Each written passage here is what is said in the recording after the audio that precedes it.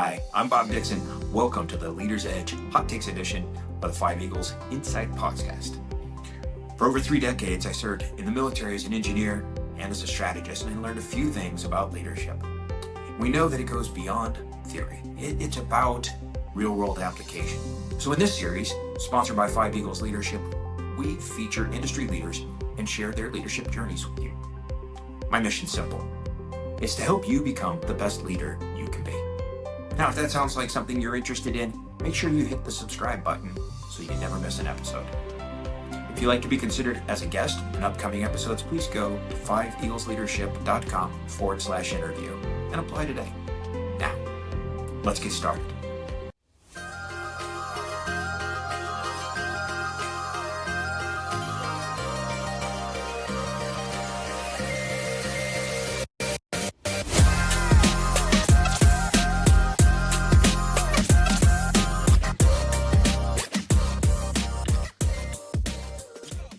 Welcome back to the Leader's Edge podcast. My name is Marisa McClure, and joining me today is Gary Grates from New York City. And Gary is the president of the 120/80 group. Welcome, Gary. Thank you very much. All right, thanks for being here. So we're going to dive right into some questions and get to know you and your business a little bit. Sure. So first off, can you give us about a 90-second overview of your business and how you got into it? Yeah, 120/80 Group is a consultancy that focuses specifically in digital health, really the intersection of health and technology, particularly as AI grows in its impact and import. So we work with clients of all sizes in the health industry, pharmaceutical companies, life sciences, startups, digital health organizations. And basically, our role is to help them both reputationally as well as making sure that they're relevant in an industry and in a profession that is constantly changing. It must be a challenge keeping up with the pace of change. It I very feel like much every is. day there's something new coming out of that area. It very much is, yes. And so how did you get into this business? I've been in corporate communications my whole career, particularly with a bent towards organizational excellence or performance. I've always been intrigued by how organizations work. So I've been involved in business transformation and change management throughout my career. I had my own agency for 11 years that I sold to Gray Advertising, then went to work for General Motors in corporate communications, particularly around internal communications and executive positioning. Went to Edelman and started the first ever change and transformation business for them globally, and then went to a company called W2O Group, which is now Real Chemistry, which is the leading independent healthcare agency in the sector. But again, focusing on strategy and business transformation. Sounds great. A lot of depth to your experience. So what do you think is the biggest problem in your industry, and how are you solving that for yourself, for your clients, or for your referral partners?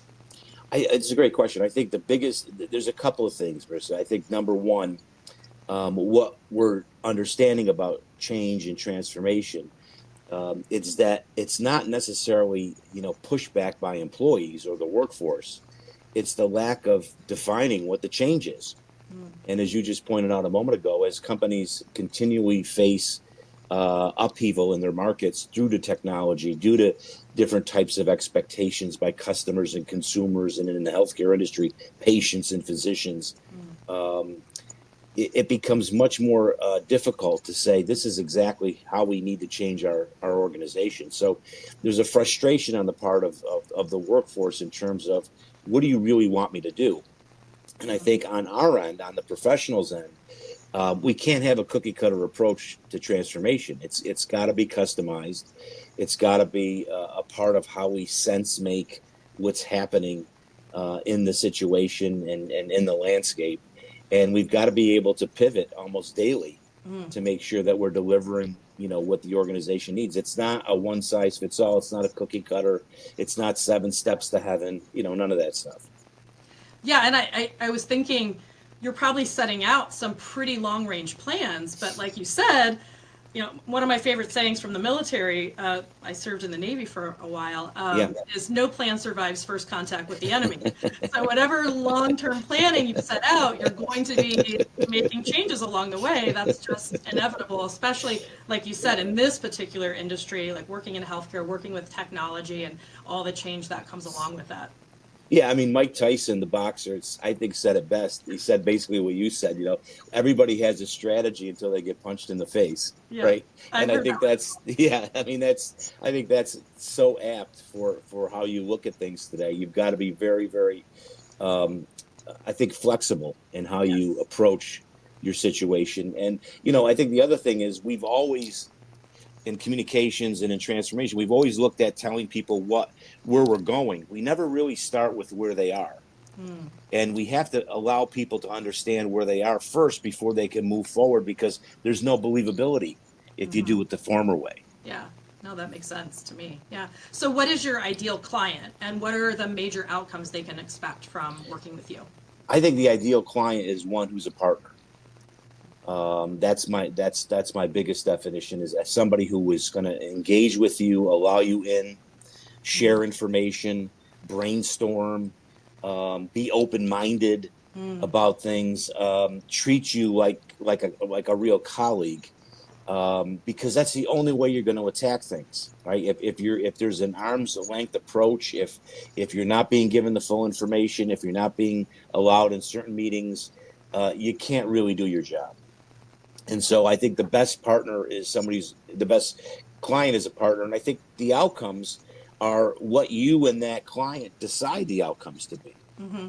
Right. That's the biggest thing, is like, I can't have my own outcomes and the client has their, I mean, we have, and neither one of us can look at anything outside of what is the business going to do. So our outcomes need to be tied to the business outcomes. Yeah.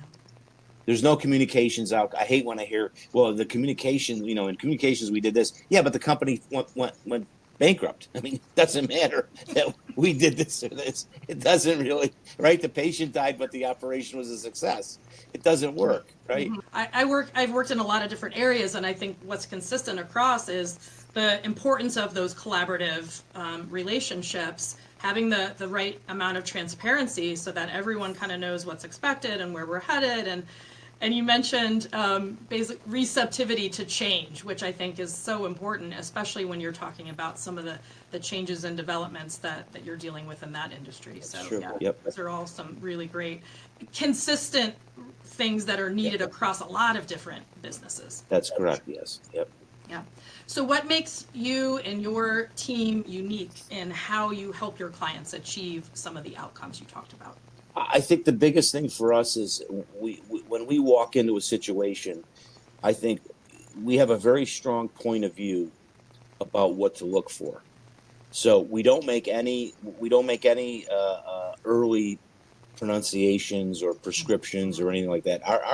Our opportunity is to basically assimilate what's happening in the client, and then we can basically diagnose what we're doing. But the biggest thing that we do is we ask a lot of questions. We don't go in with answers. We go in with questions. We basically try to figure out how the entire situation is operating. So we have a saying in our firm where whenever we approach something, we take 5 steps back and we widen the aperture and we say, okay, why is this happening? Mm-hmm. Because to just go after something in a myopic way, you kind of, what happens is you chase symptoms. Yes. You don't go after the cause, right? And that's a very dangerous place to be. Yeah. Right as you were talking, I was thinking you got to get to the root causes. So There you go. we're That's on it. the same page, That's right? it. So I like that you're able to kind of tailor your approach to the needs of whatever organization you're going to be working with, and That's right. That's really important because every team has a different dynamic and has different strengths and weaknesses and different needs. So it's really important to approach it that way. So yeah, I Yes. appreciate that. Yep. So where do you see your industry going in the next 5 to 10 years, and how are you staying on top of that? I think technology again is going to really redefine a lot of what we do, not only in the professional services end, but certainly in the client end, in the business end. And I think we have to be cognizant of what those changes are as they happen. One of the things that has been when everybody got a voice, when we all got a voice through social, Mm-hmm. right? That changed the dynamic of everything, right? Mm-hmm. And then we realized that people kind of, what we like to say is people were working with the volume off. They're Mm-hmm. going to work every day. That there's so much noise and clutter that they're actually not listening to anything. They're watching. So if you're a leader or a manager or communicator, you got to basically step back and say, okay, what they're seeing, is that consistent with our strategy, our values, our mission? Because they're not paying attention to our words, right? And you can't communicate today as we once did. We like to say that people have to discover. You can't sell. Nobody's gonna. Everybody smells the sell. So Mm-hmm. people have to discover for their own what the business is doing, how the business is thinking, where the business is going. And that's a very hard, as you know, that's a very hard thing to switch off, because we're taught to communicate, we're taught to convey. But in today's world, that doesn't work anymore. Right? What we're saying is not really believed Mm-hmm. anymore for a variety of reasons, and we Sure. can't we could dissect all of them. The reality is we can chase those, but we have to realize that's the truth. So now we have to come up with different ways of engaging people, of having them become part of the solution, engaging them in the process. And for many of us, I think that's a journey that is going to continue to take place over the next several years, and I think a lot of it will be accelerated by technology. Yeah, there's definitely a lot of need to adapt in a lot of different ways. Like all the things that you were talking about. I think it's really important to have that open mind and to think outside the box a little bit. Where can we do things a little differently to reach folks and to be effective? Yeah, Sure. exactly, Yeah. exactly. So, what would you say is the biggest failure or challenge that you have faced thus far in your life, and how has that shaped the way that you do business? I think I've had several failures in my life, in my career, and I think if you had to sum them up, it's always based on the fact that I made assumptions. Mm, So I assumed either I assumed a leadership understood something, or I assumed that I understood what a stakeholder, whether that stakeholder was a consumer, a customer, an employee, understood or believed, and I didn't do my homework. And I think those are and those are very costly mistakes, because you can spend a lot of time and money on programming and so on, and then come back and say, you know what, it didn't really work because you didn't really do your homework. You didn't understand what So that old thing. I know what I said. I don't know what somebody heard. mm, Right. And I mm-hmm. think I've had a number of those in my career, which are always really always stressful and always debilitating.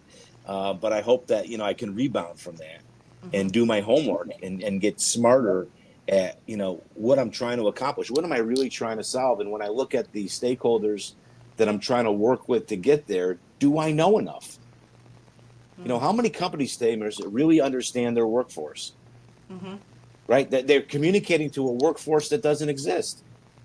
They're just pumping stuff out every single day, but it's going over everybody's head, because Right. it's not the way in which people operate today. Yeah, no, that's very true, and I think the ways that we communicate to folks, and the importance of having effective communications. Like, there's nothing more important That's than right. that. Um, if you look at, and in my experience in the military, any Yep. mishap or failure that's occurred, we do a real deep dive into Yep. investigating, what happened, how we got to that point, what are the lessons learned, and consistently across the board, a failure of communication is at the root of That's all right. of those That's right. That's right. challenges. And so figuring out how to master that process in communicating to your people, to your workforce. And it's not easy, No. right? Like you said, like everyone communicates, people receive information differently, people respond to different That's right. approaches. That's right. So it's, having the skill to and the experience to understand the nuance of those different communications and how to make them the most effective Yes. that they can be. I think it's really important as a leader to have those strong interpersonal skills. That's emotional exactly right. intelligence, all the tools that you need to be able to communicate more effectively with all types of different folks, because that's who's making up our workforce, right? That's exactly right. And it's like you said, it's not easy.